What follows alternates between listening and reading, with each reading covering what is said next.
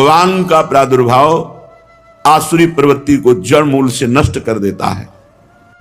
हे प्रीतम, मेरे तन में, मेरे मन में, मेरी इंद्रियों में आप ही केवल समाये रहें। आपको देखने के बाद और कुछ देखने की चाह नहीं रह जाती, आपको पाने के बाद और कुछ पाने की चाह नहीं रह जाती। हे प्रीतम, आप कृपा करो, मेरे नेत्र गोचर हो, मेरे मन में समा जाओ, मेरे तन में समा जाओ, आपके सिवा हमारा अस्तित्व न रहे। हम हर वर्ष अपने प्राण प्यारे आराध्य देव का प्राकट्य उत्सव मनाते हैं। आज करुणानिधान सर्वलोक महेश्वर भगवान परमात्मा परब्रह्म श्री कृष्णचंद्र जो यह करुणा करके समस्त जीवों को परमानंद प्रदान करने के लिए ही प्रकट हुए। और ये प्राकट्य उत्सव सार्थक तभी हो जो हमारे हृदय में प्रकट हो, मेरे मन में, मेरे प्राणों में, एक एक श्वास में, एक एक नस नाड़ी कृष्ण कृष्ण कृष्ण भगवत स्वरूप हो जाए, हमारे हृदय में प्रभु का अवतार हो, हमारे हृदय में भय प्रगट कृपाला दीन दयाला। तो हमारी जितनी आसुरी प्रवृत्तियां हैं, राक्षसी प्रवृत्तियां हैं, राक्षसी प्रवृत्ति उसे ही कहते हैं स्वसुख वांछा, दूसरों से, वस्तु व्यक्ति स्थान से जो सुख भोगने की लालसा है उसे आसुरी प्रवृत्ति कहते हैं। अपने आसु माने प्राण, प्राणों के पोषण के लिए, इंद्रियों के सुख भोगने के लिए जो हमारी वृत्ति है उसे आसुरी प्रवृत्ति कहते हैं। और भगवान का प्रादुर्भाव आसुरी प्रवृत्ति को जड़ मूल से नष्ट कर देता है। हमेशा भगवत चरणारविंद का आश्रय लेकर प्रार्थना करें कि भगवान हमारे हृदय में प्रकट हो और हृदय की समस्त आसुरी वृत्तियों का नाश होकर भगवदाकार वृत्ति हो। यही हमारे जीवन का परम लक्ष्य है। भगवान जो ऐश्वर्यस्य समग्रस्य धर्मस्य यशसः श्रियः ज्ञान वैराग्योश्चैव शरणाम भग इति रणा। ज्ञान शक्ति बलैश्वर्य वीर तेजांश शेषतः भगवत शब्द वाच्यानि बिना हेर गुणादि। भगवान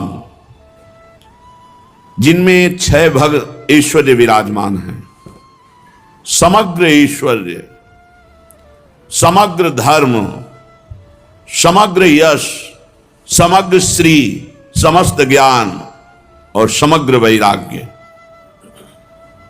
उसे भगवान कहते हैं। जिसमें अथाह समुद्र ऐश्वर्य, अथाह समुद्र धर्म, अथाह समुद्र यश, वेद नीति नीति यश गान करते हुए कह रहे हैं।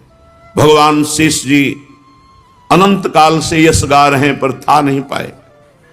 श्री अगाध लक्ष्मी संपन्न, अगाध ज्ञान, अगाध वैराग्य, वो भगवान है। क्या ज्ञान शक्ति बल ऐश्वर्य वीर तेज,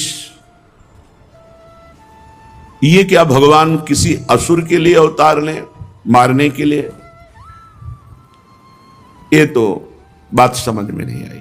भ्रकुटी विलास सृष्टि लय हुई, ऐसे भगवान 10 20 50 100 200 असुरों को मारने के लिए आपको आना पड़े?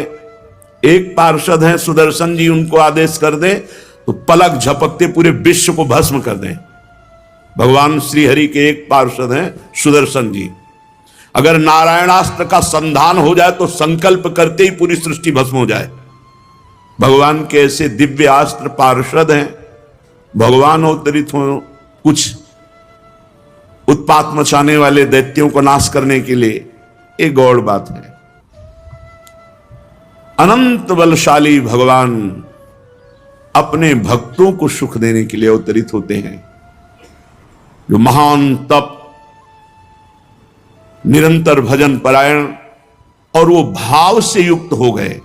जैसे दंडकारण्य के ऋषि, श्रुति की ऋचाएं, श्रुतियां, ये सब भगवान को कांत भाव से देखा तो सब गोपियां बनी आके।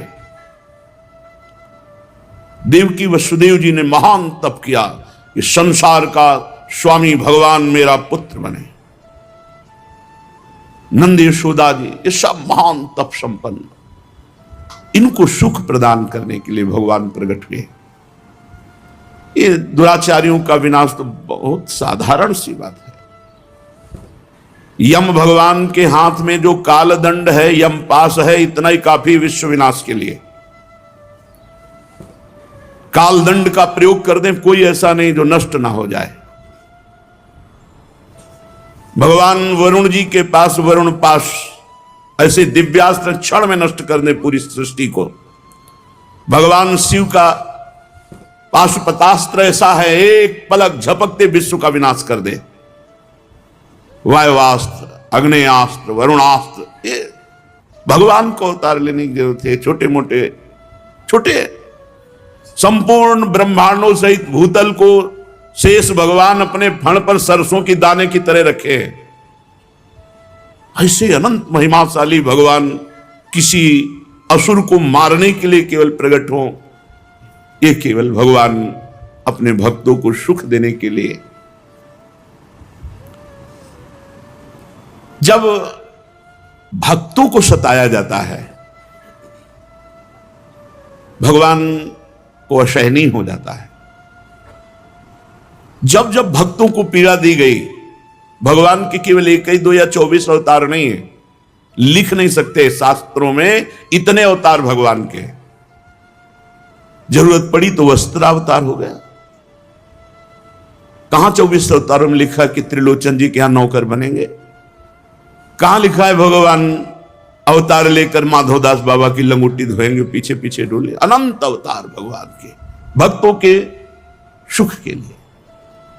जब कोई भक्तों को पीड़ा पहुंचाता है तो श्री भगवान के लिए ऐसा नहीं हो जाता है, और भगवान लीला पूर्वक अवतरित होते हो। हम उनकी लीला गायन करके अपने समस्त पापों का नाश करके भगवत प्राप्ति करते हैं। भगवान की प्राप्ति में समर्थ हैं भगवान की लीलाएं। श्री सुखदेव जी कहते हैं कि उस समय की बात है जब लाखों राक्षसों ने, असुरों ने, दैत्यों ने राजाओं का रूप धारण करके पृथ्वी में आतंक मचा रखा था।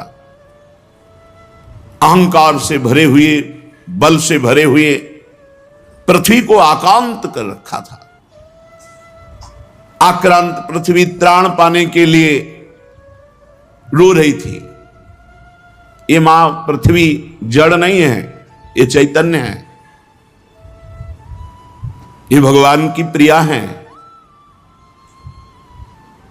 इसीलिए इनकी नित्य प्रातःकाल वंदना करनी चाहिए, जिससे हमारी बुद्धि शुद्ध हो। जैसे हम मां की गोद में ही मलमूत्र का त्याग करते हैं तो अपराध नहीं लगता, ऐसे जन्म से लेकर मृत्यु तक हम अपराध करते रहते हैं पृथ्वी मां की गोद में। ये मां चैतन्य है, ये कोई जड़ नहीं। पृथ्वी मां असहनीय हो गया तो गौ का रूप धारण किया और ब्रह्मा जी की शरण में गई। गौ रूपा पृथ्वी जी के नेत्रों से अश्रु प्रवाह हो रहा था और बहुत दुखी होकर के कहा कि जब मेरे ऊपर भक्तों को कष्ट दिया जाता है, धर्मात्माओं को कष्ट दिया जाता है, धर्म की हानि होती है, तो मैं ये नहीं सह पाती हूं। मैं इस समय बहुत दुखी हूं। अपनी सारी गाथा ब्रह्मा जी को सुनाई।